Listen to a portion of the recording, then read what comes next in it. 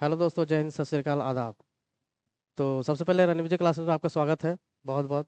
दिसंबर का महीना चल रहा है और हर हर किसी की आंखें, जो माइनिंग का एस्पिरेंट है, वो उनकी आंखें तरस चुकी होंगी कि न्यू वैकेंसी का कब आने का इंतजार कर रहे होंगे कि साल का एंडिंग मंथ है और अभी तक वैकेंसी का कोई दर्शन नहीं हुआ है। तो वैकेंसी तो आती रहेगी या नहीं आएगी, लेकिन जो क्वेश्चंस है एग्जाम में आने वाले होंगे वो तो हमेशा ही फिक्स रहते हैं। तो चलिए हम लोग वैकेंसी के ना इंतजार करते हुए हम लोग अपने काम पे ध्यान दें, ताकि आने वाले वैकेंसीज में हम लोग को कोई भी क्वेश्चन छूटे ना। तो मैं आप लोगों के लिए आज लेकर आया हूँ एज रिलेटेड क्वेश्चन, जो हर एग्जाम में, चाहे वो कोल इंडिया का एग्जाम हो, चाहे वो बीसीसीएल हो, या फिर कोई भी अदर सब्सिडरी का एग्जाम हो, उसमें से वो एक क्वेश्चन जो होते हैं वो फिक्स होते हैं। तो सबसे पहले आइए हम लोग देखते हैं कि एज रिलेटेड क्वेश्चन में क्या क्या इंपॉर्टेंट है और कितने टाइप के क्वेश्चन आते रहते हैं। तो ठीक है, समय गवाह को नहीं करते हुए आगे बढ़ते हैं। तो किस किस टाइप के एज रिलेटेड क्वेश्चन आते हैं? तो जैसे कि ट्रेनिंग जो होता है, ट्रेनिंग अप्रेंटिस के लिए क्या एज होनी चाहिए, कॉम्पिटेंट पर्सन के लिए क्या एज होनी चाहिए, एडल्ट पर्सन के लिए क्या एज होनी चाहिए, और इस टाइप के जितने भी एज रिलेटेड क्वेश्चन होते हैं वो सब सारे हम लोग आज देखेंगे कि क्या क्या होते हैं और किस टाइप के होते हैं। तो सबसे पहले ट्रेनिंग रिलेटेड जो एज होता है वो ट्रेनिंग या अप्रेंटिस के बेसिस पे जो क्या एज होनी चाहिए वो देखेंगे। फिर कॉम्पिटेंट पर्सन जो होता है, सक्षम व्यक्ति, उसका क्या एज होता है वो देखेंगे। फिर एडल्ट का देखेंगे। फिर आरटीपी जो होता है, रेस्क्यू ट्रेन पर्सन, उसका देखेंगे। और इसी तरह करते करते हम लोग मैनेजर और बीएमई जो एग्जाम होते हैं, बोर्ड ऑफ माइनिंग एग्जामिनेशन, और बहुत सारे जो एग्जामिनेशन होते हैं वो कितने एज में हम लोग दे सकते हैं और किस बेसिस पे देते हैं, वो सारे आगे देखते हुए हम लोग देखेंगे। तो सबसे पहले ट्रेनिंग अप्रेंटिस के लिए मिनिमम एज कितनी होनी चाहिए? ट्रेनिंग अप्रेंटिस यानी कि दोस्तों कि जब माइनिंग में एंट्री करते हैं हम लोग, तो ट्रेनिंग जो करते हैं हम लोग, उसमें कैंडिडेट को कितना एज होने पे वो ट्रेनिंग करने के लिए दिया जाएगा। ऐसा नहीं है कि 12 साल का कोई लड़का आया और ट्रेनिंग करने लगे, तो ऐसा नहीं हो सकता ना। तो उसके लिए एक एज जो होता है वो फिक्स किया गया है। तो क्या एज? तो ये है 16 ईयर। मिनिमम एज है 16 ईयर।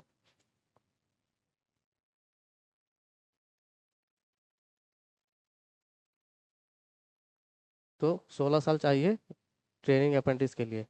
ट्रेनिंग अप्रेंटिस के लिए कितने चाहिए दोस्तों? तो 16 साल। ये देख रहे हैं चिंटुआ को? ये 16 साल की उम्र में जो पढ़ाई करते हैं, जितने भी कैंडिडेट होते हैं 16 साल के एज में जब वो होते हैं तो वो ट्रेनिंग कर सकते हैं। तो अच्छा है कि ट्रेनिंग हम लोग करते हैं तो 16 साल की एज कम से कम होनी चाहिए। उसके बाद आगे बढ़ते हैं, देखते हैं माइंस में काम करने के लिए मिनिमम एज कितने होने चाहिए। अब माइंस में काम करने के लिए कितना एज होना चाहिए, वो तो ट्रेनिंग में ही होता है, ट्रेनिंग करने के लिए होता है, लेकिन काम करने के लिए तो नहीं होता है दोस्तों। तो माइंस में काम करने के लिए कितना एज होनी चाहिए? तो 18 साल, मैंने 18 ईयर्स। क्योंकि काम करना पड़ता है ना माइंस में, तो 18 साल कम से कम मिनिमम एज उनका है। एडल्ट पर्सन मीन्स जैसे कि बहुत सारे होते हैं कि आम लोगों में भी बोला जाता है कि एडल्ट पर्सन किसको कहेंगे। तो एडल्ट पर्सन मीन्स होता है कि जिसका 18 साल वो कंप्लीट कर ले, जो अपना 18 साल कंप्लीट कर लिया गया हो, उसे ही एडल्ट पर्सन कहेंगे। और देख लीजिए, इन्होंने अपनी दाढ़ी मूछ भी आ चुकी है। जो इंसान का दाढ़ी मूछ आ जाता है तो कहा जाता है कि वो एडल्ट पर्सन हो जाता है। तो एडल्ट पर्सन का कम से कम वो व्यक्ति होते हैं जो अपने 18 साल कंप्लीट कर लिए हुए हैं। कॉम्पिटेंट पर्सन, सक्षम व्यक्ति की मिनिमम एज कितनी होनी चाहिए? तो 20 साल। सक्षम व्यक्ति कॉम्पिटेंट पर्सन होते हैं माइंस में। कोई भी एक मतलब कॉम्पिटेंट पर्सन बनने के लिए उसका एज होता है, एज मिनिमम एज होता है तो 20 साल। 20 साल होने चाहिए, तभी वो एक कॉम्पिटेंट पर्सन कहलाएंगे। बीएमई डीजीएमएस में कोई एग्जाम देने के लिए मिनिमम एज कितनी होनी चाहिए? तो 20 साल। BME board of mining examination, जो डीजीएमएस में एग्जाम होते हैं, बहुत सारे एग्जाम होते हैं, तो उन सारे एग्जाम में बैठने के लिए, डीजीएमएस में या बीएमई में एग्जाम बैठने के लिए, उनके लिए जो एज रखा गया है वो 20 साल रखा गया है। 20 साल। उसके बाद मैनेजर एग्जाम में बैठने के लिए मिनिमम एज कितनी होनी चाहिए? तो 20 साल। मैनेजर का भी एग्जाम में बैठने के लिए मिनिमम एज जो रखा गया है वो 20 साल रखा है। 20 साल से पहले कोई भी एग्जाम, मैनेजर का एग्जाम नहीं बैठ सकते हैं। एक रूल रखा गया है, जो एक कानून रूल है ये सब। मैनेजर बनने के लिए जो मिनिमम एज रखा गया है दोस्तों, मिनिमम एज मैनेजर बनने के लिए, तो 23 साल रखा गया है। क्योंकि मैनेजर बनने के लिए 23, एक मैनेजर जो होता है वो उनके अंडर में पूरा माइंस होता है, इसलिए उनका जो एज रखा गया है बनने के लिए वो 23 साल होना चाहिए। उससे कम में नहीं बनाएगा, नहीं हो सकता है, नहीं बन सकता है कोई भी। तो इतने सारे हम लोग एज के बारे में हम लोग देख लिए दोस्तों। अगर नेक्स्ट वीडियो आप लोग को जो अच्छा लगे, आप लोग कमेंट करके बता सकते हैं कि हम लोग को नेक्स्ट वीडियो किस टॉपिक से चाहिए, वो मैं आप लोगों के लिए प्रोवाइड करूंगा। तो इसके साथ मैं यही बोलना चाहूँगा, एक क्वेश्चन आपसे आप लोगों से पूछता हूँ कि फिर से आ रहा है, एक आरटीपी बनने के लिए मिनिमम एज कितनी होनी चाहिए? तो आरटीपी जो होता है वो rescue 10%।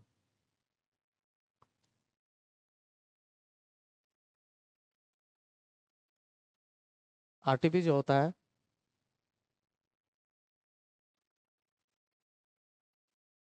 Rescue train, rescue train person. तो आरटीपी जो होते हैं वो 21 साल मिनिमम एज होते हैं उनके, और 30 साल होते हैं मैक्सिमम।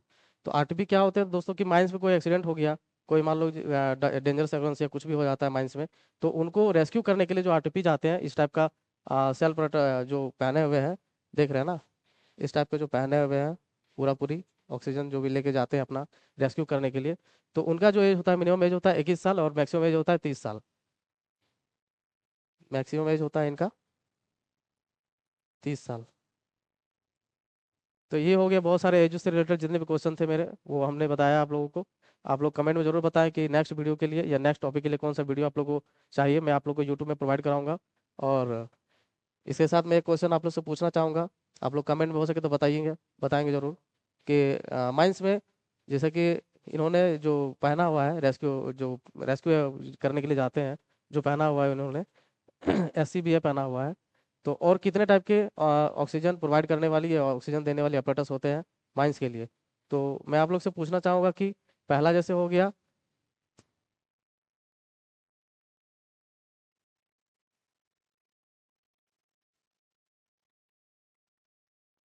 आप लोगों को पता होगा कि माइंस में 3 टाइप के ऑक्सीजन प्रोवाइड देने वाली जो अपरेटस होते हैं वो 3 टाइप के होते हैं।